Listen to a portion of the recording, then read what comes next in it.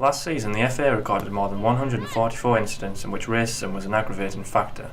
Most of these occurred in grassroots football, where the issue is said to be at its worst. Many experts and officials believe tackling racism at this level of the game is the only way to get rid of the problem once and for all. However, an MP who led a task force on the issue said that very little progress has been made.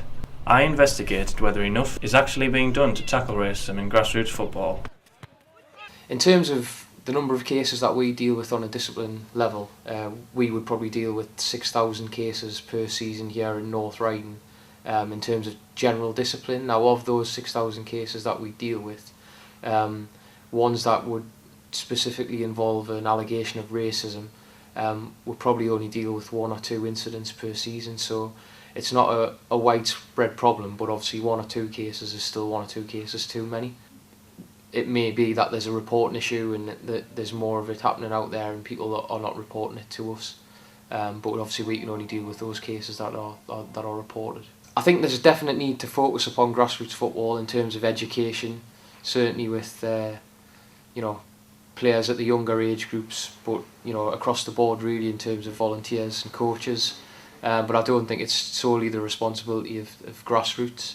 I think there's an element, there's certainly an argument that the professional game need to take a strong lead on this as well. Coaches of this local girls team believe it is vitally important to educate young footballers about the issue of racism.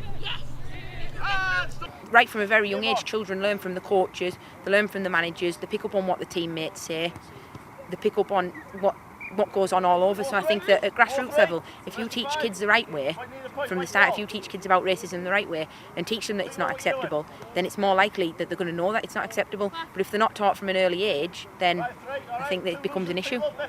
Some kids won't see it and some kids will be oblivious to it and some parents will be oblivious to it. But I think if they start to show things on the television where kids watch football, just how much of a serious issue it is, then we can be educated about it. You can't just go safe. Can we play Beth early? Alright? If not, just go back. No turn, Laura. I think get out. But don't go yet, good. I think a lot has to be done at a professional level. I think the kids see them as role models and they'll learn from what they see on telly. Alright? Yes, it's stopped at amateur level to a certain extent. I think, again, parents have a massive part to play in this. So obviously kids follow their example. We do the respect campaign ourselves. We do a respect campaign where we respect each other on and off the field. We do the kick racism out, alright, and they do learn. Whether or not it's enough, I don't know.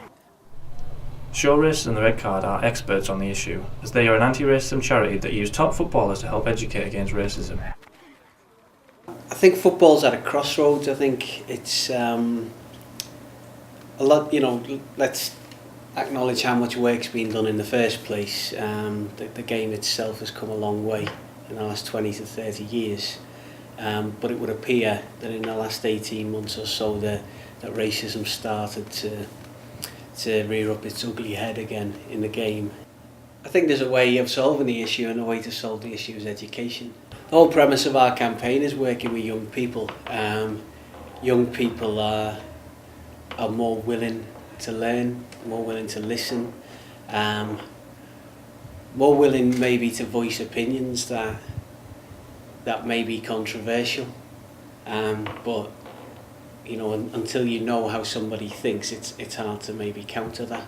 So our campaign has worked on the premise of setting up a safe space for people to be able to air their views and opinions, and maybe even to ask questions that they may be fearful of asking. And of course, obviously, young people are the future generation, so they're growing up in a much more mixed society than certainly I did, and my parents and my grandparents. And we have to find a way for everybody to get on and mix together. And certainly evaluations of our work has shown that we can change young people's attitudes. The FA campaign around respect, ideally what happens on a Saturday afternoon in the Premier League should happen on a Sunday morning on an 11-a-side pitch with young children. So the respect campaign is prevalent throughout all levels of the game. but there's no doubt that more work needs to be done.